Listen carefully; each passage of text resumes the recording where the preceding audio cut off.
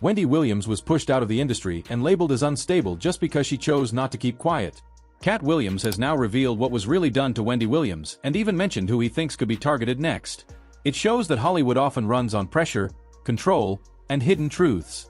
I infiltrate the Illuminati, find out what the fuck they got going on, get the information, run back to y'all, tell y'all everything I know. That's my motherfucking job. But I don't know how many more times I'm gonna be able to sneak in there. Thanks to Shannon Sharp and 90 million views, I can't sneak very often. So while I was in there this last time, knowing that my last report might be my last report, I went in there and I got information for everybody. Look at my white friends. Us too? That's right, white secrets. Powerful figures in Hollywood have tried more than once to quiet Katt Williams. He was given tempting offers like money, women, fame, and roles in some of the biggest films ever made, but he turned them all down. He understood that these deals came with hidden conditions, and he refused to compromise himself. In a recent conversation with Theo Vaughn, Katt said he was surprised by just how much influence Harvey Weinstein really had. It is claimed that Weinstein even offered him the chance to be with any actress he wanted. When Hollywood saw that Katt Williams couldn't be controlled, they shut him out of the industry and spread negative stories about him. He shared that he lost major deals because he refused to wear women's clothing for certain roles. According to him, this is how powerful figures keep control. Once you sign a huge contract worth millions, they have full authority over you. You're expected to follow every instruction, and in some cases, you don't even receive the money you were promised.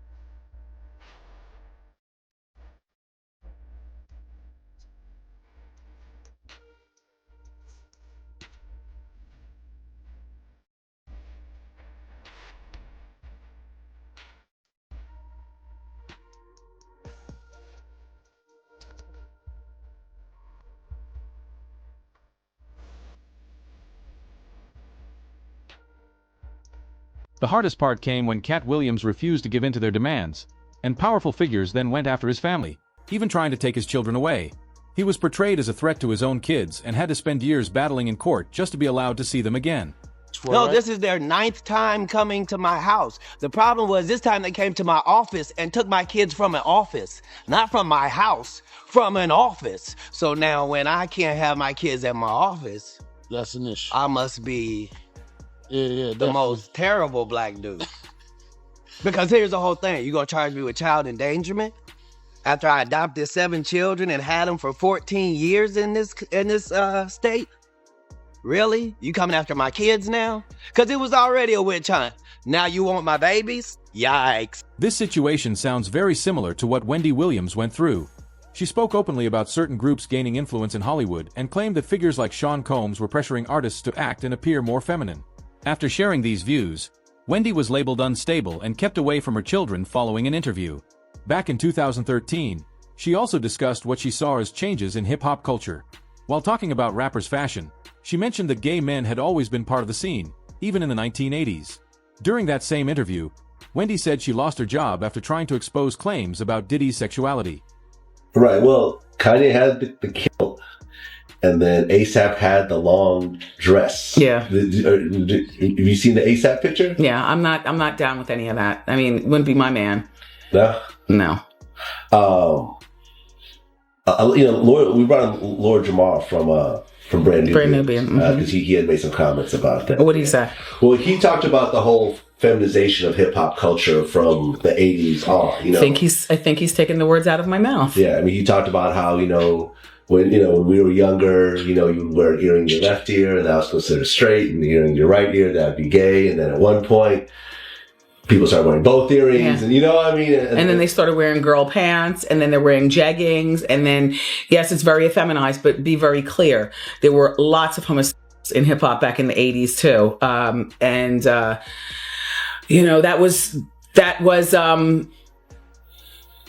What's worse, hip hop wearing skirts or hip hop being closeted and having a plethora of kids to prove manhood that, and denial of something that you shouldn't have to deny, which is your sexuality. Mm-hmm. So I hear what Jamar is saying, but we come from a very homosexual era of hip hop as well. There was a radio personality once upon a time. Her name was Wendy Williams, and she was practically burned at the stake for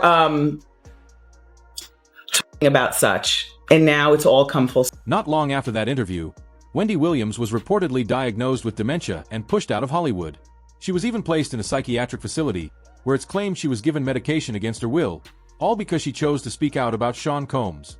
Now, people are saying that Wendy may not have had dementia at all, and that these actions were taken simply to silence her. A series of depositions that not only prove that she's being held against her will, but also threaten to dismantle the Hollywood paedophile ring's sinister web of coercion and control. We've got the tapes, and they're shocking. It's clear that Wendy is currently living in fear for her life. They're locking up a mentally stable woman who holds incriminating evidence against some of the world's most powerful people. And they're doing it in broad daylight in front of the entire world. Wendy Williams is locked in a room in an assisted living facility in New York. That's her. The only way I could interview her was to have a camera in the street because we can't get a camera in. She can't really have any visitors. She cannot go outside. She's been out twice in the last 30 days. She has no internet. She, and I think rightly says, she feels like a prisoner. Terms of Wendy's guardianship seem to be extreme. I've spoke to her several months ago, and she just sounds like the same Wendy. Yes, is she quirky? Sure. Is she eccentric? Sure. She always has been. And now a new revelation. Her team says a new medical evaluation ordered by Wendy's court-appointed legal team finding she does not have frontotemporal dementia. She does not have frontal lobar dementia. So that should be game set. Gene Deal, who once worked closely with Sean Combs, also claimed that Diddy played a role in Wendy Williams being pushed out of Hollywood. According to this view, it had nothing to do with any dementia diagnosis. The idea presented is that powerful figures control the industry, and anyone who speaks against them risks losing both their career and family stability. It is also said that Wendy has been kept in assisted care, unable to leave, and has spent years being given daily sedatives. See, what people don't understand about Puff is that he held the entertainment grip, especially for the people who was his former artists, in a chokehold. If you didn't do what he say do, if he didn't like you, you would never ever work for Bad Boy or anybody in the entertainment business again. He did it to Kirk Burroughs. You understand? He did it to Wendy Williams. He did it to a lot of people, bruh. So now her going back is just wanting to get food on her table, keep a roof over her head. Cause nobody was probably telling her, yo, I can't work with you. I can't deal with you unless Puff say so. I'm not gonna work with you. I'm not gonna do anything because they didn't want to make him mad because he had enough power in the business to stop her. When the industry sees that it can't control you, it shuts you out.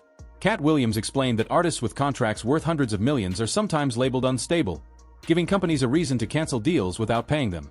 The moment performers stop generating profit or try to take back control, those in power may go to extreme lengths to push them aside. In order for the type of ratings we need and attention to be on this thing.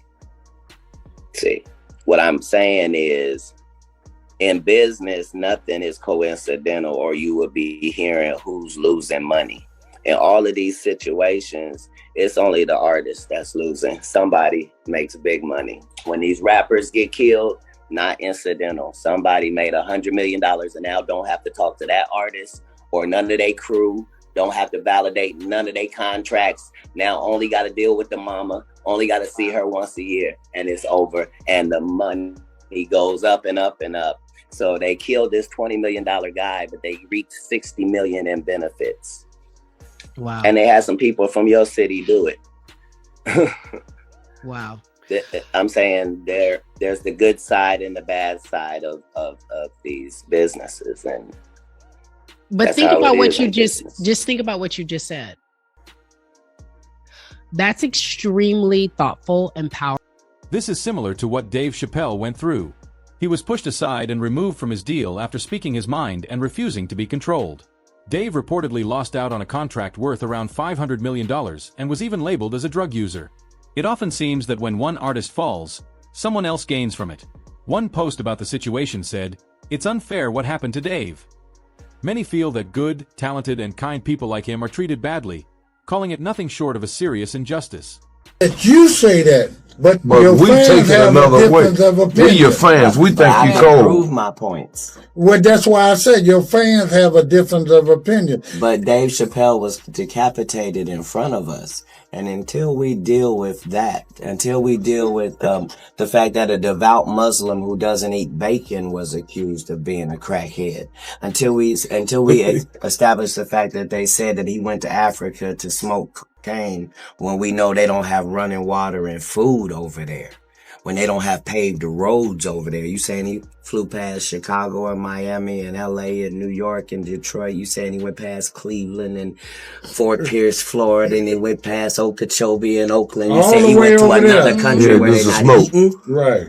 You talking about somebody who has a wife and children, 5 children, and lives on a farm, doesn't live here in Hollywood. You saying you convince people that person was an insane crackhead and he hasn't been on movies and TV for 8 years? Is that correct? Okay, then don't tell me about what you want to tell me about. I just watched you decapitate the king in front of me and then act like he's supposed to catch up and be a regular comedian like everybody else. But no. He didn't go for that. That's not how it went. He was out there with us for 20 years. They called him Pilot Boy because he had 19 pilots in Hollywood and everybody passed on him and said his show wasn't worth it. What do you think of Then when he made $500 million, they said even though his contract said he should get half of it, they said he made too much for the contract to be valid, so we'll offer you 10% of what you made. You mean he made $500 million and they offered him 50? Yes. And he said, what do you think my fans are gonna say when they find out you offered me 10% of what I made you? And they said, your fans will believe that you're a crazy crackhead by the time you get home. And my nigga got on the flight in LA, and by the time he got to Ohio, it was so. And 8 years later, he hasn't been in a movie and or television. Is just now trying to do his real comeback at Radio City Music Hall. Back in 2017, years before any major stories about Sean Combs became public, Katt Williams said that success in Hollywood often comes at the cost of personal values and integrity. He claimed that powerful people in the industry use their positions to control young men and women, and even suggested there were wider networks involved. In that same context, he mentioned both Diddy and Jeffrey Epstein when talking about those he believed were at the top of such systems. Everybody is a supplier. Epstein, Weinstein, like these guys knew what these extremists liked and provided it, and provided the way for you to to have $1 billion and not create a fantasy island type environment has not existed throughout history. Right. Yeah. I mean, if I was going to run some global power organization, I would try to co-opt every single leader, try to suck for support, bring them out to wherever the fuck I have my big ass meetings, fly everybody in private jets to talk about the climate crisis. All organizations have to follow the same rules. Yeah, that's wild. Recruitment is an important facet of all. Like, we have to get some young global leaders. Well, understand this is the only reason that we can talk about these big Illuminati-like entities at this period of time. It's just because of time. Like, they aged out. Like, you can't get in new. So everybody got decrepit over there, and they can't exchange, really. Claims about this topic are often discussed, but it's important to stay careful and rely on verified facts. Jeffrey Epstein was arrested and faced serious charges related to sex trafficking. His associate, Jean-Luc Brunel, was also arrested and later died in custody. Reports and investigations have examined many aspects of these cases, but different claims about what happened and why are still debated and should be treated with caution. And this is an FBI file that says one of Epstein's, it says what appears to say BFs, best friends perhaps, Jean-Luc Brunel, has, quote, helped get girls. He is wanting to cooperate. And it goes on to discuss a plan for that and that he's hired a lawyer and how that would work. And so these are notes that date all the way back to a period where Brunel was believed to have considered cooperating. If you haven't heard of him, if you haven't followed this case as closely, he's one of the key officials because he held himself out as a kind of modeling scout. He did, and that's debated over whether he was actually an alleged sex trafficker, but that was one of the tools they would use. He went into businesses that had arrangements with Epstein. He was on the flights a lot. So his name was one of those that had been around. Claims linking individual doctors to cases involving Wendy Williams or Dave Chappelle and connecting them to Jeffrey Epstein are not supported by verified evidence and should be treated carefully. Reports about Epstein have focused on serious criminal charges and the networks around him, including allegations of abuse and trafficking. However, many specific claims circulating online, especially those naming unrelated public figures or suggesting broad conspiracies involving medical professionals, are not confirmed by reliable sources. It's important to separate verified facts from speculation, especially when discussing sensitive topics like health, legal cases, and accusations involving real people. This is a photo taken in Jeffrey Epstein's Manhattan townhouse. It seems to show a doctor performing a medical procedure on Mr. Epstein's dining room table.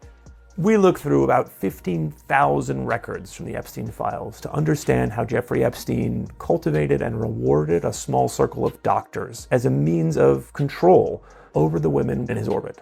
Mr. Epstein dictated when these women got plastic surgery, even when they went to the gynecologist. And he could also take medical care away.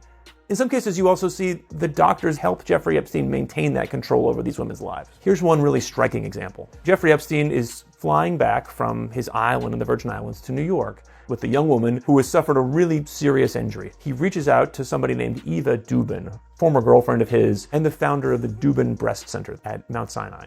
And he says, this woman fell off the ATV and needs stitches in her forehead. Can you organize? She responds, okay, Jess Ting, plastic surgeon at Mount Sinai, is standing by. Call me as soon as you land. And then you see the next day from Jeffrey Epstein, Dr. Ting put 35 stitches in her head, laid out on the dining room table. And that brings us back to this photo, which appears to be of Dr. Ting. Dr. Ting declined comment on this photo. When we talked to medical experts, they said, there's no way you do this if you were putting the patient's needs first. If you were doing that, you just take her to the hospital. There's much more equipment, there's many more people, the risk of infection is lower. The only reason you do this is if you were putting somebody else's needs first. One of the country's most prominent physicians is in the Epstein files, and the emails look pretty damning. Dr. Peter Attia is a longevity doctor who is a New York Times bestselling author and the host of a popular podcast. Here is an alleged email from Dr. Peter Attia to Leslie Groff, who was one of Epstein's assistants. And it says, no, thank you so much. See you next time. Hopefully JE in town when I'm back in 2 weeks. I go into JE withdrawal when I don't see him. And this email apparently between Dr. Attia and Jeffrey Epstein with the subject, got a fresh shipment. You the biggest problem with becoming friends with you? The life you lead is so outrageous and yet I can't tell a soul. To which Jeffrey E. replies, "'Fraid not." And there's another email with language that I don't want to share with you here today that is just not good. One person is reporting that there are 175 pages of documents with Dr. Attia in the Epstein files. Now, I don't know Dr. Attia, I've never met him, but I did not have this on my 2026 bingo card. Another name mentioned by Katt Williams is Chris Tucker. Katt once spoke highly of Chris Tucker. Chris reportedly turned down a major role in his career because he did not want to send a negative message about black men to young audiences. After that, it is claimed that he faced pressure and was influenced to follow certain demands within the industry. Katt shared his perspective on this situation, offering his view on what happened behind the scenes.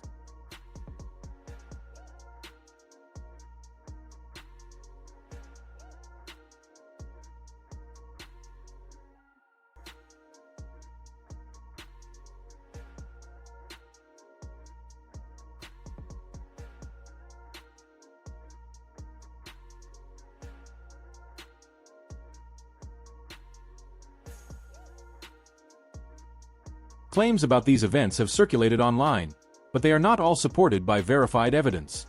Chris Tucker, Bill Clinton, and Kevin Spacey have all been discussed in connection with rumors involving Jeffrey Epstein and his plane, often referred to in media as the Lolita Express.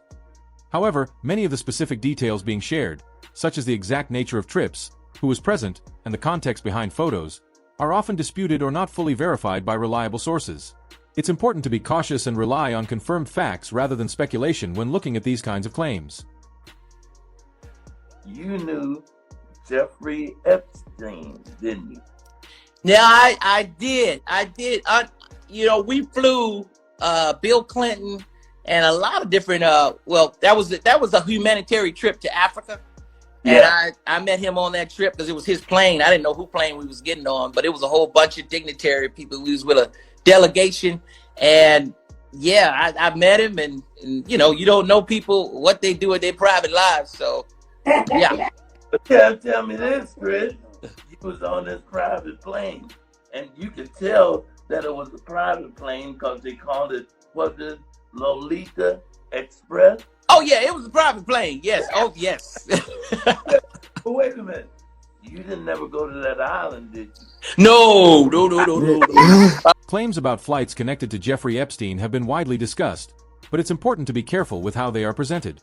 Being on a plane alone does not prove wrongdoing, and many details circulating online are disputed or lack clear verification.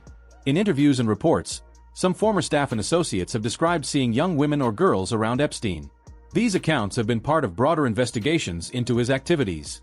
However, specific claims about individual passengers, such as Chris Tucker, being involved in misconduct are not confirmed by solid, publicly verified evidence and should be treated as allegations, not facts. When dealing with serious accusations, it's important to rely on confirmed reports and official findings rather than assumptions or unverified statements. Wealth was so vast, the fact that he had this fleet of planes. We've heard a lot about the Lolita Express. What happened on the Lolita Express? Everything that happened on the Lolita Express and his other planes was the same thing that happened in his bedrooms and the massage rooms, on the beach, wherever we were. They did not stop because we're in the air. 95% of the time, there was always sex involved. Jeffrey couldn't take a 2-hour flight without having to ejaculate. That's how sick this man was. How did you live every day? How did you get on board that plane? How did you live knowing you're going off to New York or to the island or to wherever you were about to be trafficked to? You must have been a ball of dread and anxiety. I was horrified. I was sad. I was angry. I was disgusted. I was a shell, and the only way that I could cope with what I was going through was, taking Xanax. And Xanax is like an anti-anxiety tablet, but it also, it took away that feeling of anger, sadness. It made me feel numb. It was a numbing tablet, and it helped me cope with what was going on at the time. It took a lot of people involved. It took doctors, psychiatrists, gynecologists, dentists. All these people knew what was going on. Any other names together. The police are out on stage. They've cut to commercial. You didn't see what happened. By the time they come out, people have been removed. It goes on. It's certain ways things are handled when it's not intentional. When things go smoothly, but they seem chaotic, that means there was forethought and a plan. Somebody, even if it looks like, Janet Jackson just had a wardrobe malfunction. Yeah, there's no such thing. Correct. I don't care who you blaming. I believe that. Somebody benefited. Yeah. So in all of these situations, there's a business involved and there's real money involved, and somebody's benefiting from this thing that looks like, oh, that just happened. Nah, no way. No way. This is why Dave Chappelle chose to step away from a major deal. He later spoke with Oprah Winfrey about how he thought through his decision. Dave described something he called the salt trap, comparing it to a baboon that gets stuck because it refuses to drop what it's holding onto. In his view, the money, fame, and contract represented that salt.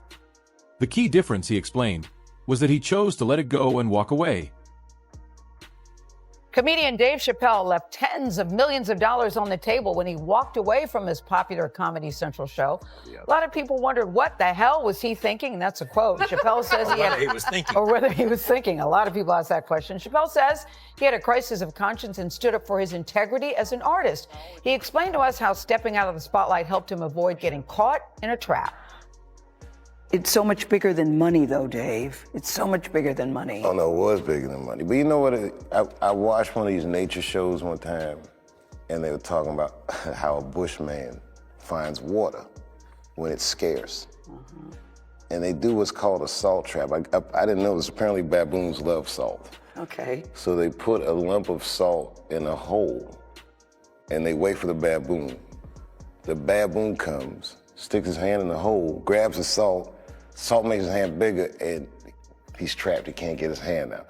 Now, if he's smart, all he does is let go of the salt. Baboon doesn't want to let go of the salt. Then the bushman just comes, takes the baboon, throws him in the cage, and gives him all the salt he wants.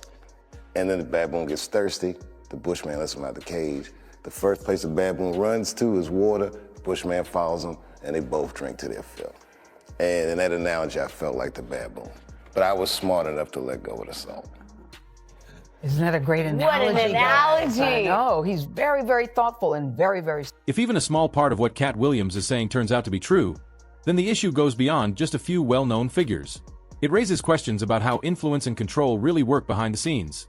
Who receives protection, who is pushed aside, and who is quickly labeled unstable when they no longer follow the expected path.